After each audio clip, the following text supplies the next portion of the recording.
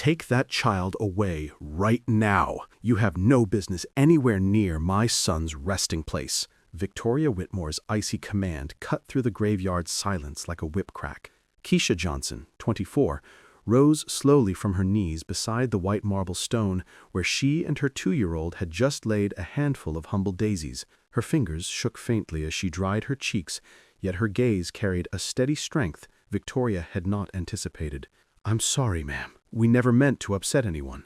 Keisha lifted Emma, the curly-haired toddler whose vivid green eyes were identical to the ones frozen forever in the photo on Michael Whitmore's headstone. Victoria's breath caught. Those eyes, that exact tilt of the head when something intrigued her, the same playful half-smile Michael wore as a child. "Who are you?" Victoria demanded, the edge of superiority slipping. "How did you know my son?" Keisha drew Emma closer, as if the little girl were a shield. "Michael meant the world to me. We met years ago." "That's impossible," Victoria snapped. "Michael died 2 years ago. I knew every detail of his life. You were never at the memorial."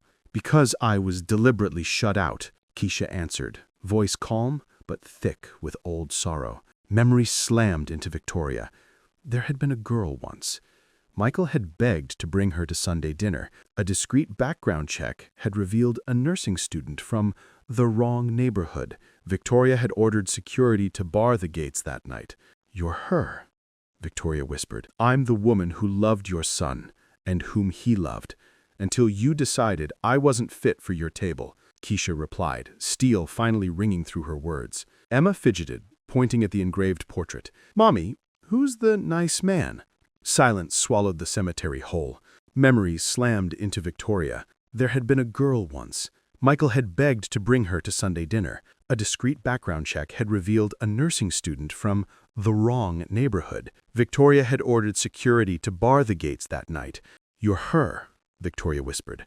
"I'm the woman who loved your son, and whom he loved, until you decided I wasn't fit for your table." Keisha replied, steel finally ringing through her words. Emma fidgeted, pointing at the engraved portrait. "Mommy, who's the nice man?" Silence swallowed the cemetery whole. Victoria stared, doing frantic math. The child was 2. Michael had died 2.5 years ago. "How old is she?" Victoria breathed. 2 years and 3 months, Keisha said. Victoria's face went ashen. "Did he know?" "I tried to tell him. 3 times I reached the lobby of his building. 3 times your guards dragged me out like a criminal. But please, tell me again how hard I should have tried." For the first time her composure fractured. "You want to know how hard I fought? I scrubbed offices at midnight while 8 months pregnant because it was the only job left. Emma came 6 weeks early because I collapsed in a hallway. And the father of my baby died never knowing she existed because his own mother decided I wasn't good enough."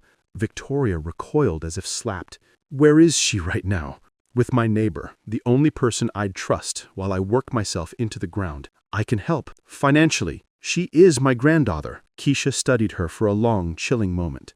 "You really believe money fixes everything, don't you? Michael warned me about that." The arrow struck deep. "I loved my son." "Past tense," Keisha noted softly. "He once told me you stopped hugging him after age 10 because affection wasn't proper for a future CEO. Victoria felt the air leave her lungs. Every sentence peeled back truths she had never faced. "I have to go," Keisha said, shifting her bag. "Emma will wonder where Mommy is. Keisha, please, let me know my granddaughter." Keisha met her eyes, and Victoria saw something ancient and unbreakable. "Fine," Keisha said at last. "But no lawyers, no investigators, no gold digger accusations.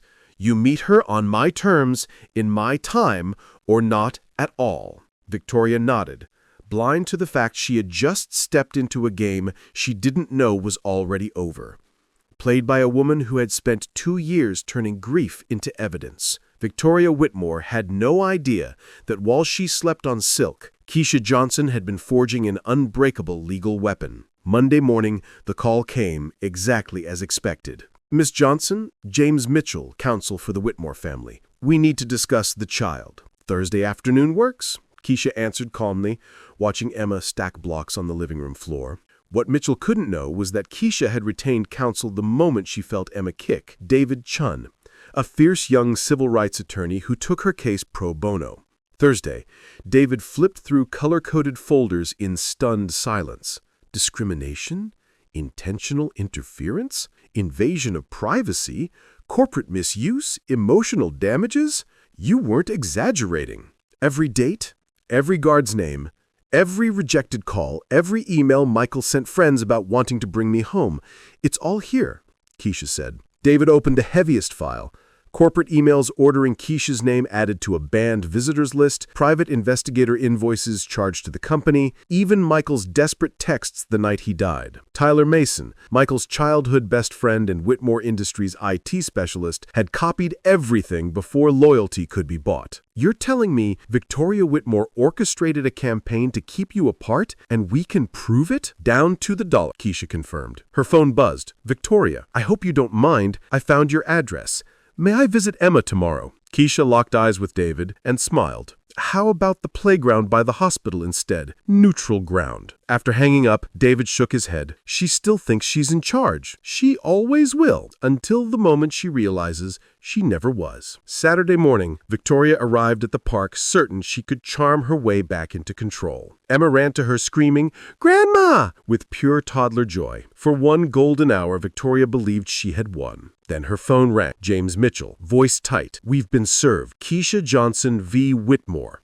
Discrimination, interference, corporate malfeasance, emotional damages, everything. She has internal emails, security footage, PI reports billed to the company. It's airtight. Victoria looked across the playground. Keisha pushed Emma on the swing, expression serene. She marched over. You're suing me? I warned you, my terms are nothing. You planned this from the cemetery? I've been planning since your guards threw a 7 months pregnant woman into the street. What do you want? Name your price. I don't want your money. I want public accountability. That is when Victoria noticed the professional camera behind the oak tree, the reporter approaching, phones rising around the park. Miss Whitmore, Jake Thompson, City Herald. Care to comment on allegations you used Whitmore Industries to block your son from his own child? Flashbulbs, questions, live streams. Tyler Mason stepped forward holding the smoking gun folder. Remember the email you sent the night Michael died, Victoria? The one where he wrote, I'm meeting Keisha tomorrow no matter what. I'm going to be a father. Victoria's empire collapsed in real time under a playground sky.